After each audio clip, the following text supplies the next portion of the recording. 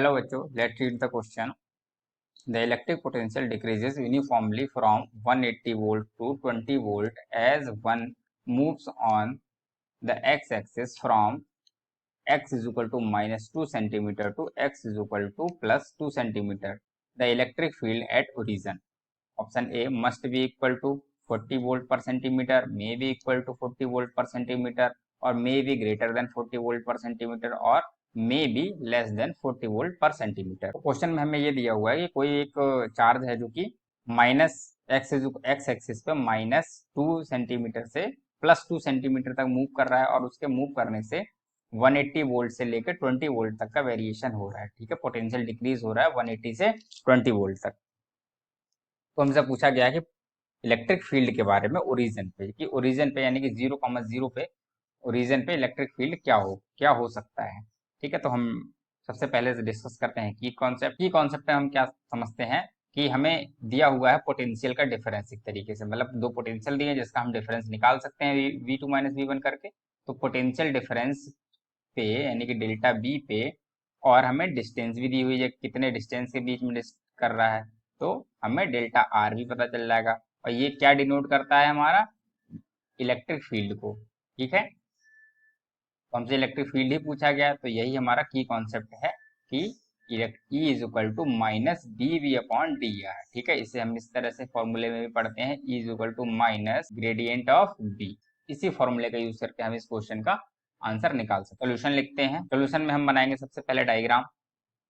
हमने ये x axis बना ली, ये हमने बना लिया हमारा ओरिजिन 0,0 जिसको हमने नाम दिया O, और एक हमने पॉइंट इधर ले लिया, ये क्या है +2, एक्स एक्सिस पे +2 का पॉइंट, और यह एक्स एक्सिस पे -2 का पॉइंट, यानी कि -2,0 और +2,0 कह लेते हैं। एक्स एक्सिस की डिस्टेंस अगर हम देखें तो एक्स कोऑर्डिनेट सिर्फ +2 और -2 और इधर ओरिजिन पे 0।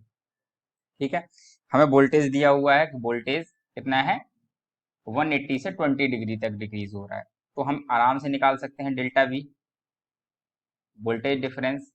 तो लिखेंगे 180 माइनस 20 160 वोल्ट। हमें डेल्टा वी मिल गया। अब हम निकालते हैं डेल्टा आर, यानी कि delta R radius distance in दोनों के बीच का डिफरेंस कितना है, ये +2 से -2 के बीच, यानी कि 2 माइनस और फिर -2, तो कितना हो जाएगा 4 सेंटीमीटर। तो हमें डेल्टा आर भी मिल गया, डिफरेंस 4 सेंटीमीटर। अब हम आराम से निकाल सकते हैं ई की वैल्यू क्या आएगी डेल्टा वी अपॉन, हम अगर सिर्फ न्यूमेरिकल वैल्यू की बात करें मतलब सिर्फ मैग्नीट्यूड की, तो हम माइनस साइन को छोड़ सकते हैं। हम इसको ले लेते हैं, इसका मॉड निकाल लेते हैं। 160/4 तो कितना आ जाएगा हमें 40 वोल्ट पर सेंटीमीटर। तो ये हमें आंसर मिलेगा 40 वोल्ट पर सेंटीमीटर हमारा इलेक्ट्रिक फील्ड होगा। लेकिन यह इलेक्ट्रिक फील्ड कौन सा आया है, सिर्फ ई एक्स आया है, एक्स डायरेक्शन में, क्योंकि हमने सभी चीजें एक्स डायरेक्शन के लिए कैलकुलेट की है। ये डी आर जो है हमारा एक्स डायरेक्शन में है, तो ई एक्स की वैल्यू आ गई। अब इसमें क्या है, हमें वाई और जेड निकालने के लिए हमें कुछ दिया नहीं गया, लेकिन वाई और जेड के कंपोनेंट हो सकते हैं। ठीक है, it may be possible there component X and Y, X Y and Z, मतलब तीनों के कंपोनेंट पॉसिबल हो सकते हैं क्वेश्चन में। तो हम देखते हैं हमारे ऑप्शन कौन से सही होंगे। एक्चुअली में अगर तीनों के कंपोनेंट होंगे तो ई का रिजल्टेंट मतलब जो ई होगा वो होगा E X square plus E Y square plus E Z square. ठीक है, इन तीनों का स्क्वायर का अंडर रूट जो होगा, जो हमारा वेक्टर सम से हम निकालते हैं, वो ई की वैल्यू इतनी होगी। अब अगर ई वाई और ई जेड अगर 0 हैं, तब तो ई की वैल्यू जो है कितनी आ रही है 40 वोल्ट पर सेंटीमीटर आएगी।